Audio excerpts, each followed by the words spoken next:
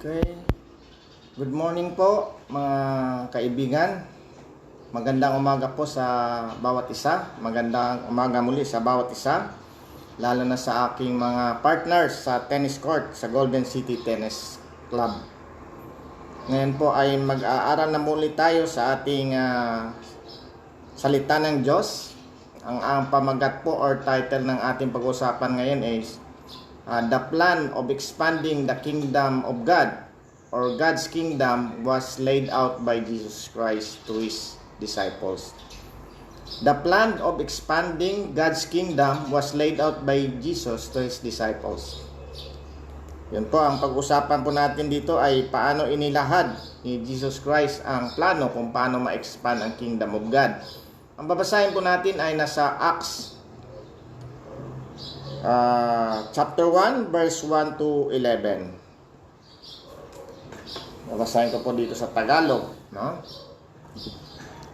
Muli nagpapasalamat tayo sa Panginoon na binigyan tayo ng pagkakataon na makarinig ng kanyang salita sa pamamagitan ng ating pagbabasa ng Biblia at the same time sa pakikinig din ng mensahe sa atin. Ang ating pong pag-uusapan ngayon ay the plan of expanding God's kingdom was laid out by Jesus to His disciples.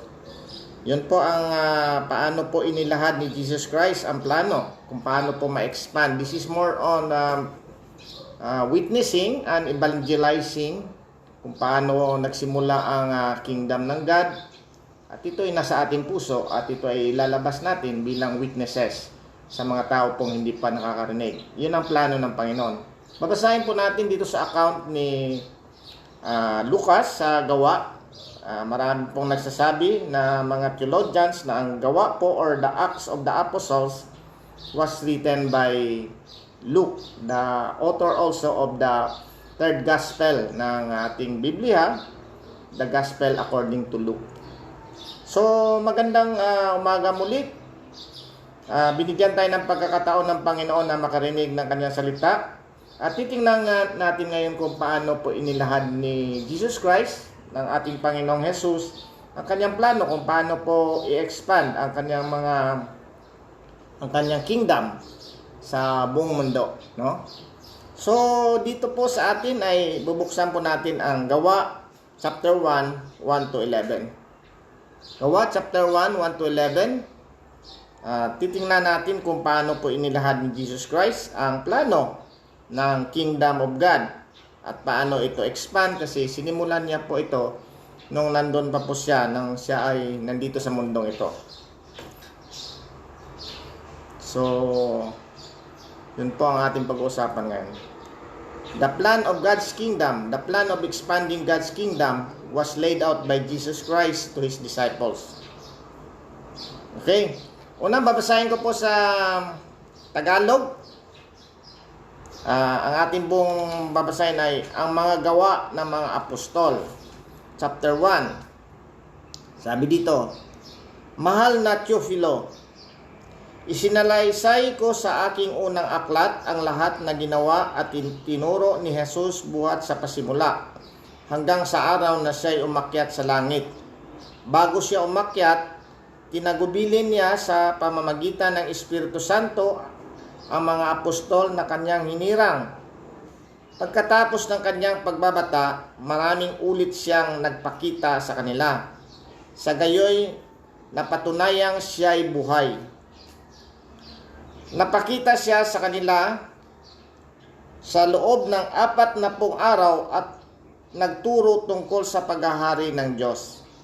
At samantalang siya'y kasama pa nila, kanyang tinagubilinan sila, Huwag muna kayong aalis sa Jerusalem. Hintayin ninyo roon ang ipinangako ng Ama na sinasabi ko na sa inyo. Nagbautismo nga sa tubig si Juan, ngunit di na magtatagal at babautismuhan kayo sa Espiritu Santo.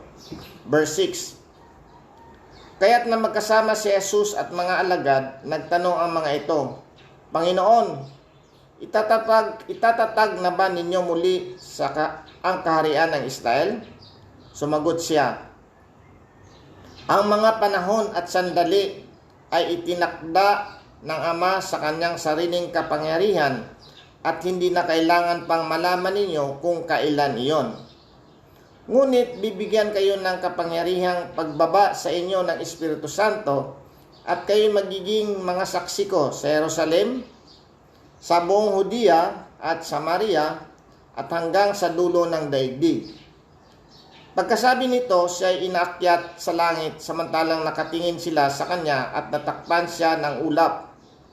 Habang sila ay nakatitig sa langit, dalawang lalaking nakaputi ang biglang tumayo sa tabi nila. Mga taga Galilea, sabi nila, bakit kayo narito, nakatingala sa langit? Itong si Jesus na umakyat sa langit ay magbabalik tulad ng nakita niyong pag-akyat niya. Ang mga apostol ay nagbalik sa Jerusalem buhat sa bundok ng Olibo na halos 1 kilometro ang layo.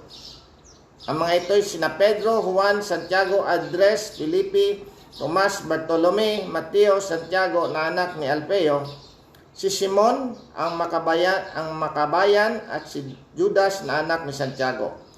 Pagdating sa kanila, tinuluyan sa lungsod, nagtuloy sila sa silid sa itaas.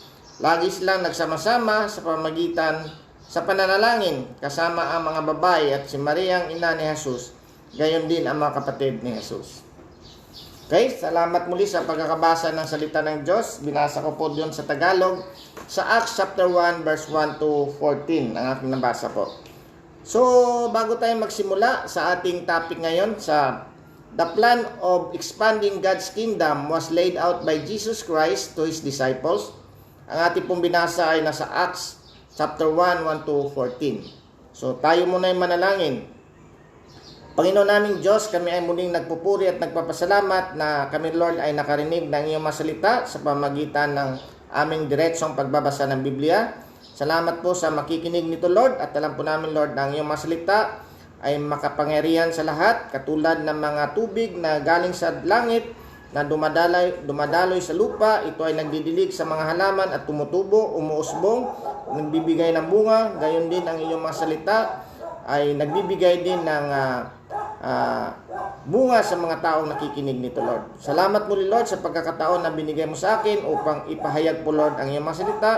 Bigyan mo ako ng gabay sa aking pagsasalita at ang iyong mga salita lamang ang aming marinig sa umagang ito.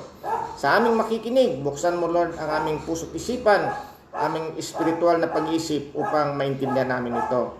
Salamat muli at dalangin namin ito sa pangalan ni Jesus na aming Panginoon at tagapagligtas. Amen. Ang ating pong pag-usapan ngayon mga kapatid o mga partners at ibang makikinig sa umagang ito ay the plan of God's kingdom was laid out by Jesus to His disciples. So, alam po natin na marami po tayong mga question about ano ba talaga ang kingdom of God. No, marami pong dito ba ay dumating? Ito ba ay nandito na o ito ay dadating pa lang? Ang pangalawa, ito ba talaga ay binigay ni Jesus Christ sa kanyang mga alagad? At ang ating pong pag-uusapan ngayon ay meron pong isang account.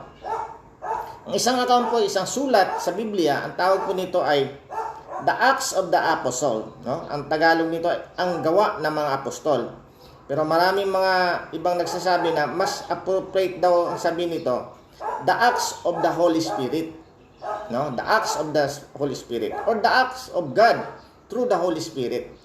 Kasi dito po sa gawa ay ipinakita po ang paano po nagta-transition ang mga gospel books na alam po natin meron tayong 4 gospel books.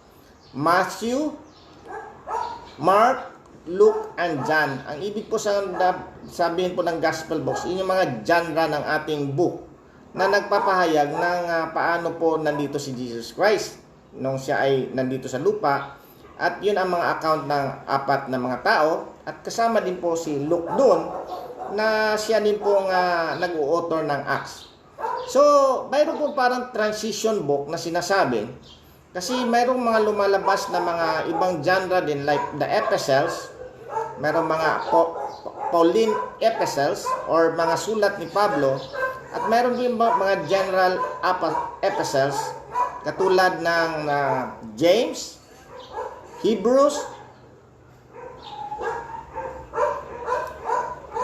mga sulat ni Peter, sulat ni John, Yan ay nakakasama din sa general epistles. At mayroon din pong tinatawag na Revelations, the last book of the Bible. So, kung dumiretso lang tayo from the gospel books, the 4 gospel books, tapos mayroong mga epistles, at mayroong revelations na, parang hindi natin maintindihan kung paano po binibuild up talaga yung gospel or ang pagpapahayag ng salita ng Diyos, kasi ito po yung the kingdom of God, no? So sa umaga po ito, titingnan natin kung ano pong ibig sabihin nitong Acts na to. Explain ko itong Acts na to kasi ito yung transition book from the Gospels to the different books. At eventually doon sa Revelations na eschatology or the end times. So magugulat tayo kung diretso lang tayo, kaya binigay itong Acts. So ang unang-una po ay itong Acts ay parang ang mga nagsasabi ay ito ay sulat ni Lucas, no? Kasi si Lucas po ay isang author po ng isang gospel books, the 3rd gospel book, the Luke. Kaya mayroon ditong the former account of Theophilus. Mayroon ding binanggit si Lucas doon sa gospel of Luke na sinulat din niya kay Theophilus ito. So parang ito ay parang book 2, no? Number 2 na sulat kasi sumulat si Lucas doon kay Theophilus about kay Jesus Christ specifically ito. Sabi niya karapat-dapat din na isulat ko itong mga sulat na to kung paano po paano po talaga nangyari pagkatapos ni Jesus Christ nung siya ay umakyat na sa langit. Kasi we believe that Jesus Christ ascended to heaven and He is now sitting at the right hand of God interceding for us. So alam po natin the gospel is about the death, burial, and resurrection of Jesus Christ. But mayroon pa mga components like the birth, kung paano siya nagmi-ministry dito sa lupa. Tapos yung pinaka-final talaga yung namatay siya, inilibing, at sa ikatlong araw muli siya nabuhay in a bodily form. Nakipag-usap pa siya for 40 days dito. So yun yung tinuturo ngayon ni Lucas. Na after 40 days na nagturo siya, mayroon po siyang mga continuation ng kanyang kingdom.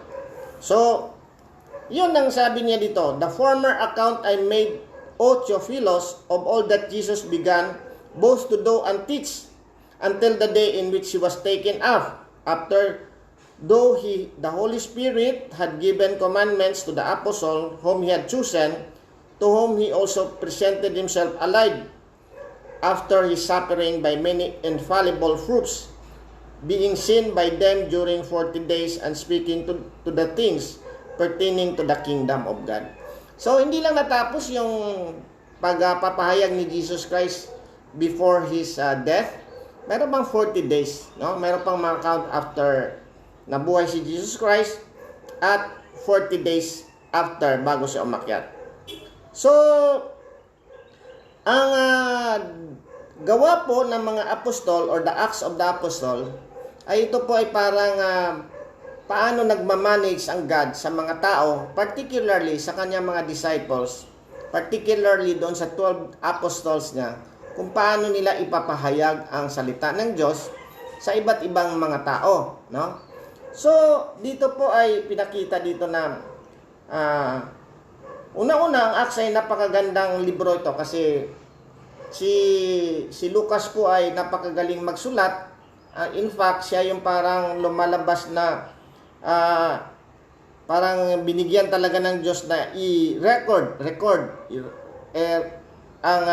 isulat ang mga nangyayari talaga, no? So dito po ay hindi naman siya parang talagang direct witness katulad ng mga apostol. Siya ay parang secondary witness lang siya, pero sinulat niya doon sa mga account na mga kwento sa kanya at saka mga ibang records na nandito.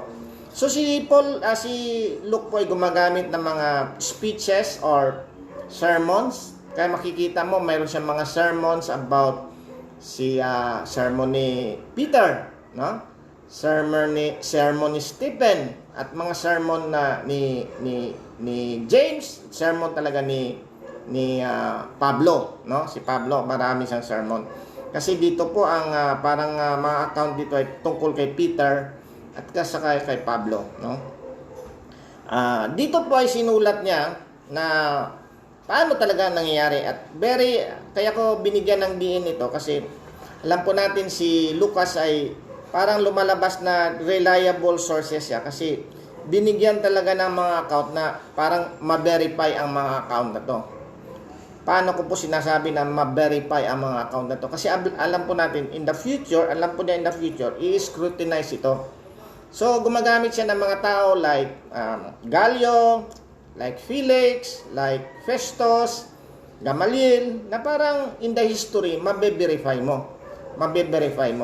And in fact, marami din siyang mga kwento about na mga position sa mga iba't ibang lugar na parang hindi inimbento ni Lucas ang mga posisyon ng mga tao kasi nung verify ng mga tao talaga ngayon, mayroon silang mga pangalan ng mga posisyon ng mga tao. Example ng barangay captain, ganon. Meron siyang mga account doon sa Malta na yun talagang pangalan ng posisyon ng tao.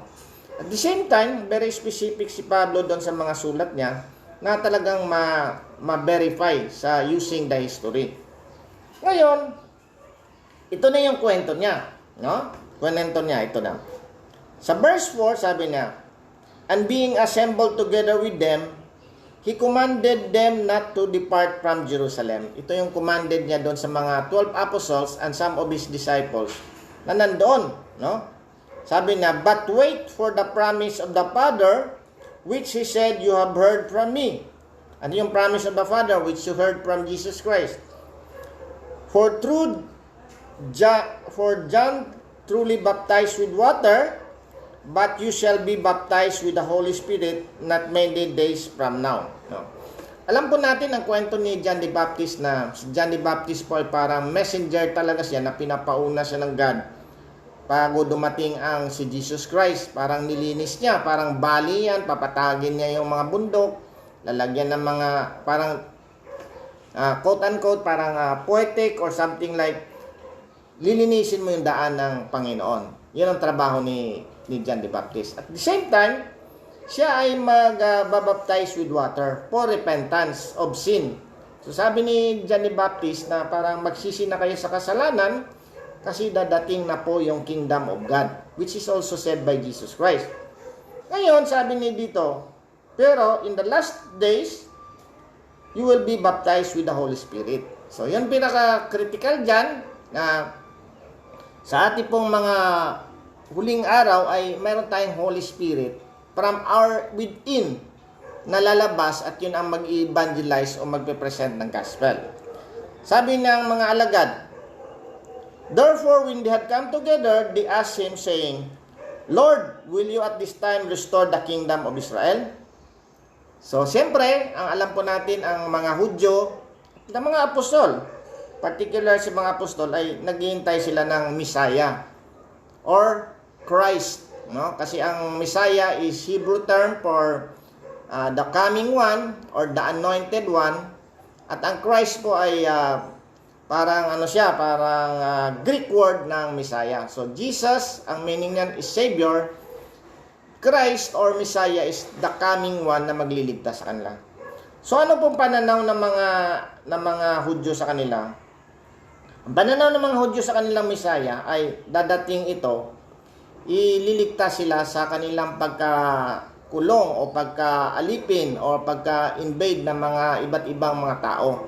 Kasi alam po natin na during the time of Jesus Christ and during this time, under sila ng Roman Empire. No? Ang Roman Empire na napakalaki po, but napakaliit na lugar ang Israel, pero under sila ng napakalaking Roman Empire. So, throughout history, itong mga Israel ay nabihag ito because of their kasalanan. Palagi yung inuulit-ulit ito na nabihag sila para malaman natin yung history ng Israel. Unang-una, nabihag sila ng Assyria. Yung 10 tribes nila na sa northern part at nabihag sila ng Assyria. Tapos nagkalat na sila, hindi na nga nila alam kung nasaan na yung 10 tribes na yan, no? Sabi nila, nandun sa Babylonia, yung iba nasa Spain, yung iba nasa Italy, hindi na nila alam. Pagkatapos, nabihag sila ng Babylonia. Una nakabihag sa kanila, Assyria. Sa 10 tribes, the northern part, kasi nahati itong dalawang tribe, nahati itong Israel. Yung 10 tribes, at yung 2 tribes, Judah.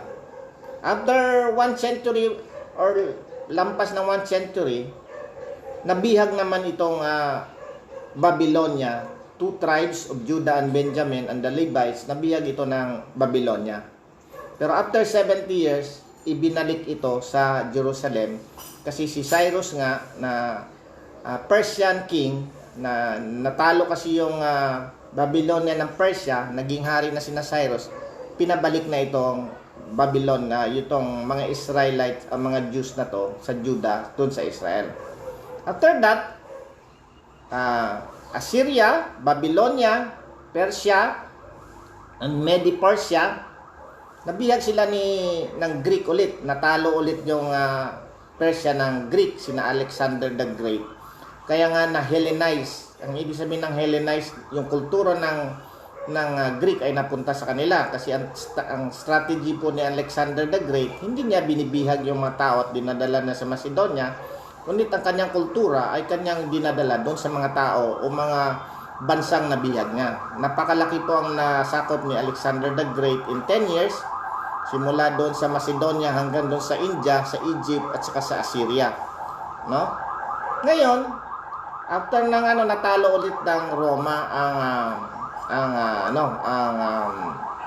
Greek, natalo ng Roma. So, bakit sinabi ni dito na parang, therefore, when they had come together, they asked him, saying, Lord, will you at this time restore the kingdom to Israel? So, ang pananaw pa nila ay parang maliit lang. Kingdom of Israel lang. Kasi ang kanilang pananaw ay yung Kingdom of Israel, yun yung parang pinaka-model. At ang ibang mga bansa ay tingalain sila bilang sila ang superior power. Yan ang kanilang parang pagka-intindi na will be superior. The kingdom of Israel will be superior above all the nations kasi we have the God na napakangyarihan sa lahat, the God who created the heavens and earth. At yung mga goy or other nations, goy ang tawag nila sa Hebrew niyan other nations yan, titingala sa kanila, na lalapit sa kanila at sinabi nilang makikisali na kami sa inyo. Yung kanilang pananaw. Kaya natanong nila ito. Will you at this time restore the kingdom to Israel? Ito na ngayon yung ating plan of ito na yung ating plan of kingdom. Sabi ni Jesus Christ, ito na verse 7 ng Acts. And he said to them, it is not for you to know times or season which the Father has put in his own authority. But you shall receive power when the Holy Spirit has come upon you, and you shall be witnesses to me in Jerusalem and in all Judea and Samaria and to the ends of the earth. So, mayroon pong parang 4 na aspeto dito.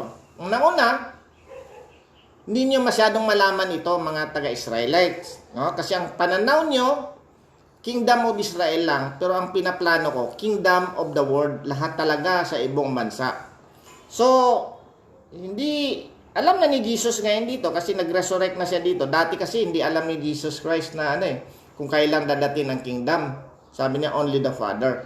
Pero dito, hindi naman niya sinabing hindi na alam. Pero ang sinabi niya, it is not for you to know times or season which Father has put in His own authority.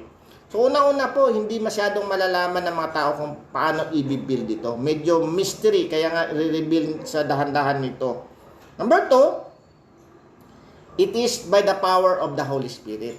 Very important yan. It is by the power of the Holy Spirit kasi si Jesus Christ umakyat na siya Nandun na sa kanan ng Ama, nakaupo na sa kanan ng Ama. Ang God the Father kasama na niya, tapos ipapadala ng God the Father ang Holy Spirit. At nandito nga ang Holy Spirit nag-i-explain sa atin about Jesus Christ. Kaya nga tayo ay na-explain na ng Holy Spirit sa pamagitan ng ating pagbabasa ng Biblia at pamagitan ng ating pakikinig ng salita ng Diyos. So siya ngayon ang Holy Spirit ngayon. Number 2, it is the power of the Holy Spirit. And number 3, he should use people as witnesses. Initially, yung 12 apostol at the same time yung mga disciples. Kasi nga, you shall be witnesses to me. Hindi witnesses to the religion, but witnesses to Jesus Christ. At number 4 na plano ay sisilimulan ko sa Jerusalem, then sa Judea, then sa Samaria, and to the end of the earth. Kasi ang Jerusalem po ay isang maliit na town yan, pinakasentro yan. Nandun yan sa province of Judea. No? Imagine mo yung Jerusalem, nandun yung temple, nandun nag-ikot-ikot si Jesus Christ, nandun yung mga alagad. No? Sabi niya, simulan natin sa Jerusalem. Tapos, expand natin sa province of Judea. And then, expand natin sa nearby provinces. Ang next na province kasi sa taap kasi, Samaria. Ang Galilea doon sa north. Kasi nga, Judea sa baba, sa gitna ay Samaria, sa taas ay Galilee. At iba. And, to the end of the earth. Yun to the end of the earth. Ngayon po, sabi nga nito, una-una, you will not know the times of the season which the Father has put in us. Sabi niya, wag niyo masyadong pakialaman, gagamitin ko lang kayo. Minsan, i-reveal ko ito sa inyo dahan-dahan, na ang aking kingdom ay hindi lamang po Israel. Ang aking kingdom ay sa buong bansa ito. Sa buong bansa ito. At nagsisimula na ito. Kaya nga sabi doon sa Luke 17:21 na the kingdom of God is in your midst. No, sinagot niya yung mga Pharisees. Hindi nila nakikita.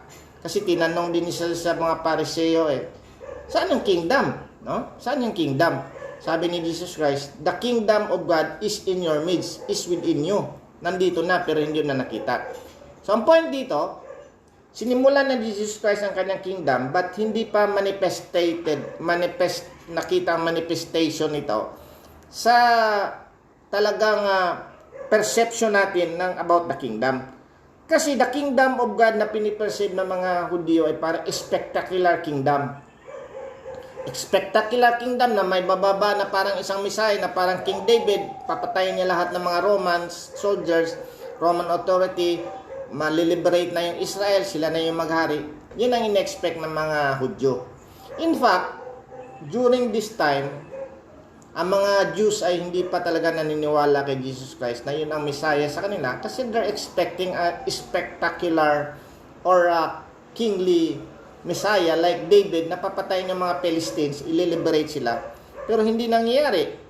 Ang pangalawang sinabi nila, dapat magtipon-tipon na ngayon yung mga lost tribes of Israel. Sabi nila, where are the lost tribes of Israel? Wala pa.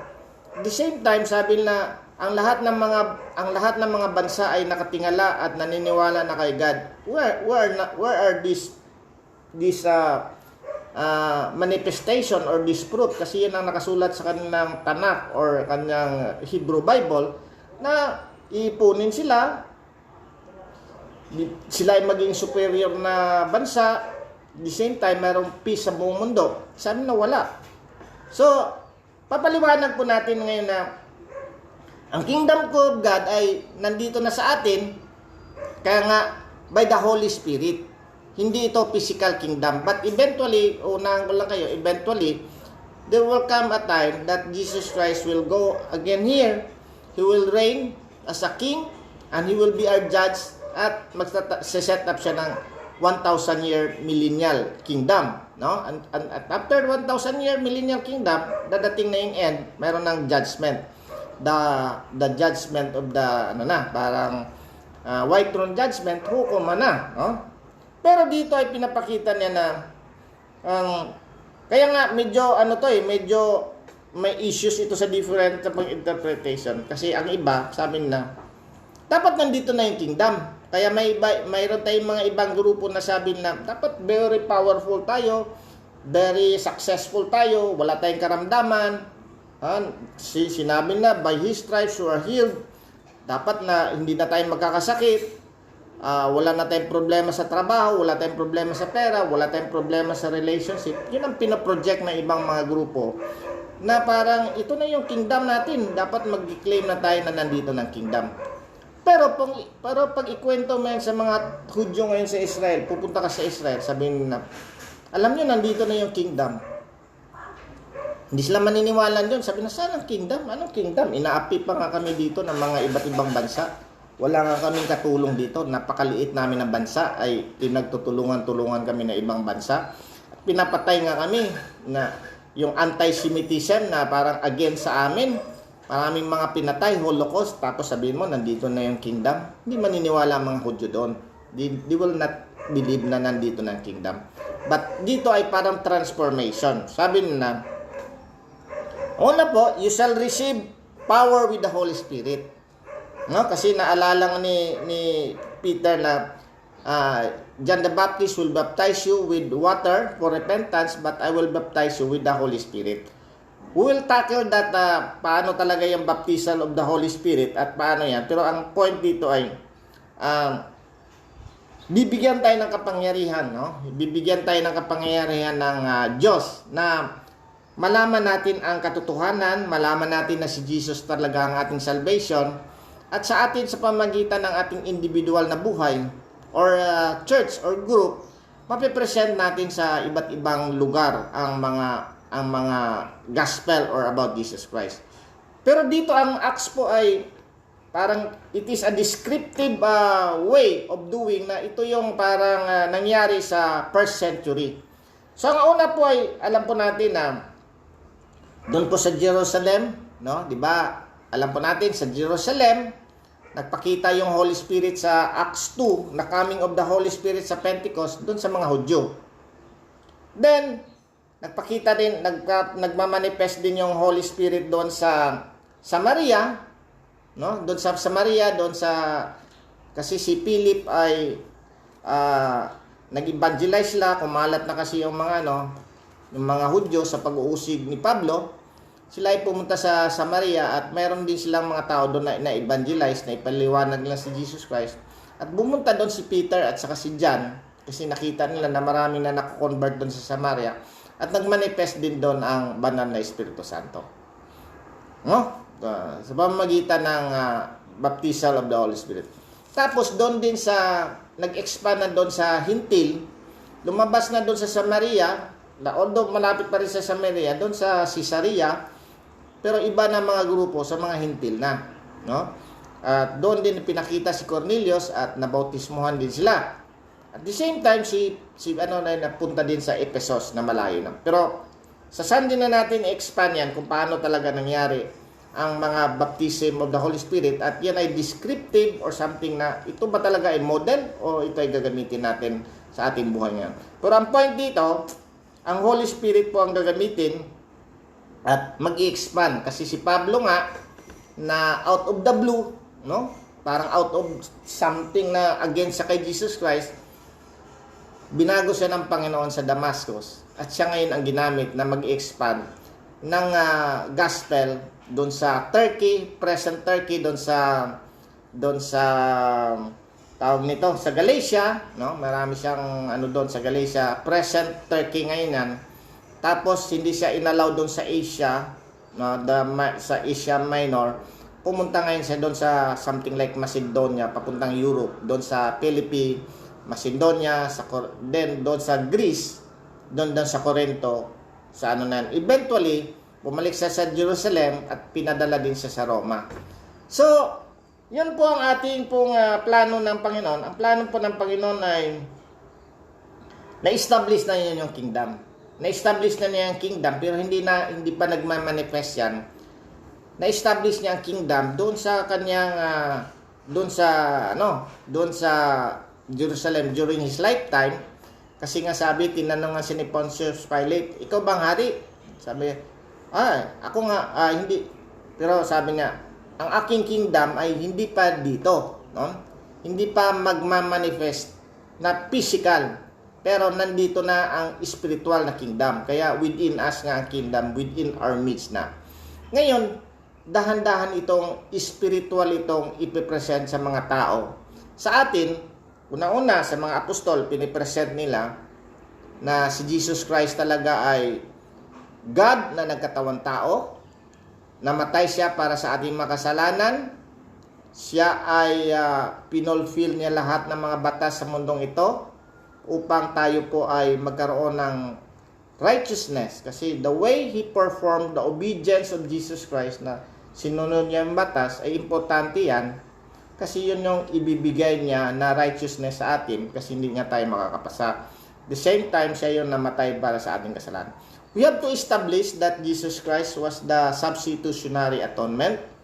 And it was presented to the apostle, 12 apostol. Kaya nga nagiging bold sila sa pagpapahayag.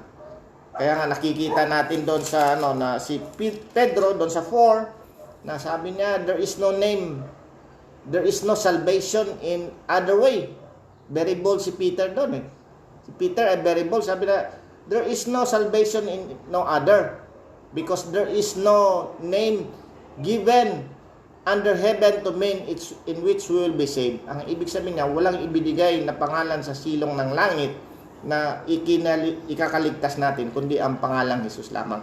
Very bold si Peter doon. Kasi na-reveal ng kanyang Holy Spirit. Na-reveal ng Holy Spirit sa kanya. At kanya naintindihan talaga na ganon talaga ang pagpapahayag ng salita ng Diyos. The same time, si Pablo na galit sa mga Kristiyano, pinapatay niya nung kinausap siya ng God, ni Jesus Christ mismo. Importante yon na kinausap siya ni Jesus Christ mismo. Nagiging bold din siya at 100% transformation, 180-degree return, no? Na talagang from mang-uusig ay siya ay taga-proclaim ng gospel. At ginamit siya, maski anong hirap na kanyang nararanasan, ay talagang siya ay pumunta doon sa Turkey, Galatia, pumunta doon sa Macedonia, kinakausap siya ng Holy Spirit, at dinausap siya ng God. Siya ay nabato, na shipwreck, at sabi nga sa kanya, huwag kang pumunta ulit sa Jerusalem, kasi bumalik siya ulit sa Jerusalem, kasi papatay ka doon. Sabi niya, ganun talaga ang plano. Pumunta siya sa Jerusalem, by the providence, sinuli siya, at para siya ay makapunta sa Roma. At doon sa Roma, ay kinulong siya for 2 years, at siya ay nagbabahagi ng salita ng Diyos. Pero dito po sa Acts 28, ang sabi ni Paul dito sa Acts 28, kasi na house arrest po yan si Paul while waiting for Caesar na makausap niya, sabi niya sa 28:28, therefore let it be known to you that the salvation of God has been sent to the Gentiles. Sabi na, hindi lamang sa mga Israelites, kundi sa mga Gentiles. And they will hear it. And when he had said these words, the Jews departed and had great dispute among themselves. Kasi ang mga Hudyo, parang sabi na sa amin lang. No? Sabi na, therefore let it be known to you that the salvation of God has been sent to the Gentiles. Gentiles, hindi Hudyo. Tayo yun. And they will hear it. And when he had said these words, the Jews departed and had a great dispute among themselves. Then Paul dwelt 2 whole years in his own rented house, and received all who came to him, preaching the kingdom of God, and teaching the things which concern the Lord Jesus Christ with all confidence, for no one forbidding him. So, yun ang ending ng Acts, no? Yun ang ending ng Acts. Kasi ang beginning ng Acts, nandun sila sa Jerusalem, nag-wait sila doon, lumabas ngayon yung banal na espiritu na in-empower sila. Lumakad sila, pumunta sa Leda, Joppa, pumunta sila doon sa Caesarea, yung mga Gentiles. Si Paul, kinausap ng God, ni Jesus Christ. At si Paul ay ginamit, at iba sina Barnabas, Silas, Timothy, ginamit pang mag-evangelize sa mga Gentil. So that is the plan of salvation. That is the plan of salvation of the kingdom of God. Kaya nga sabi ni dito, bakit kasama yung kingdom of God? Bakit kasama yung kingdom of God? Bakit hindi lang gospel ang tinuturo? Sabi nga dito, then Paul dwelt 2 whole years in his own rented house and received all who came to him, preaching the kingdom of God. He is preaching the kingdom of God. Ang kingdom of God na ay nasa ating mga puso yan, and eventually lalabas yan. And teaching the things which concern the Lord Jesus Christ with all confidence, for no one forbidding him. So, mga kapatid, ang pinakaplano ng God ni Jesus Christ. Kasi mali ang ating expectation no? Mali ang expectation ng Jews, mga Hudyo, na parang sila ngayon ang dadating ng Messiah, spectacular na magbabago. Hindi, may transition. Matagal na transition ito. Kasi I believe na parang sinasabi nga na parang hindi kaagad maniniwala ang mga tao kung hindi, ang sabi nga, faith comes by hearing and hearing the word of God. Hindi kaagad maniniwala ang tao kung walang magsapapahayag ng kanyang mga salita. Kung hindi mapapahayag ng mga salita, hindi naman magmamagic yung God. Kasi kung dumating na siya doon, nabuhay na siya. Tapos, paano maniniwala ang taga-Philippines? Wala pa nga tayo noon Paano maniniwala ang taga-Indonesia? Paano maniniwala ang taga-Roma? Paano maniniwala ang mga taga-Italy? Paano maniniwala ang mga taga-China? So, binigyan ng pagkakataon na mabahagi talaga ang salita ng Diyos sa pamamagitan ng iba't ibang kaparaanan upang marinig ng mga tao at eventually maintindihan natin na ang kingdom pala ng God ay nasa atin na at eventually lalabas ito sa ating mga buhay, ang kingdom ng God, at eventually sa pagbabalik ni Jesus Christ, iitatag niya yung physical kingdom. Ngayon, ang tanong natin sa ating mga sarili, kasama ba tayo doon sa kingdom of God? Kasama ba tayo doon sa kingdom of God? Kasama ba tayo sa plano ng Diyos kung paano i-expand ang kingdom of God? I think yes, kasi narinig mo itong mensahe na to, and you will be blessed by the Holy Spirit. Ang Holy Spirit po ang magpapaliwanag sa iyo na si Jesus Christ talaga ay true God na nagkatawang tao. Jesus Christ is true God and true man. So we have to believe that Jesus Christ is true God and true man. That is a hypostatic union. We have to believe on the work of Jesus Christ, that Jesus Christ obeyed all the laws, fulfilled all the laws. He did not destroy the law, but He fulfilled it, so that mayroon talagang tao na nakakapag-fulfill doon. At the same time, Jesus Christ died for the sins of those who will believe in Him. Ngayon, if you will believe in Him, you will have the righteousness of Jesus Christ na ibinigay sa atin. Imputation ang tawag doon, na si Jesus Christ, na siya sumunod sa mga batas, ang kanyang righteousness ay ibinigay sa atin if we believe. And then, all ang parusa ng ating mga kasalanan ay hindi na tayo mapaparusahan. Eventually kasi mga kapatid, ang God ay parusahan talaga niya ang mga tao.